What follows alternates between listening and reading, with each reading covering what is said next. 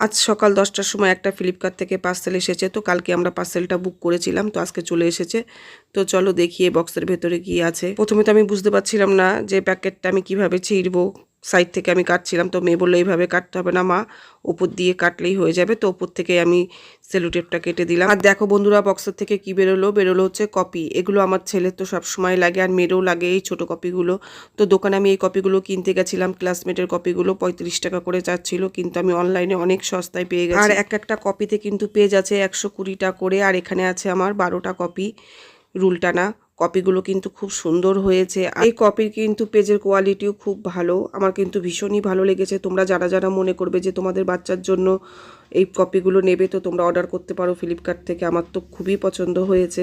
আর এই কপিগুলোর আমার দাম পড়েছে 329 টাকা ডেলিভারি চার্জ। আমি কিন্তু এই প্রথম ফ্লিপকার্ট থেকে কপি নিলাম, তো কপিগুলো তো ভীষণ ভালো হয়েছে, আমি খুব খুশি এই কপিগুলো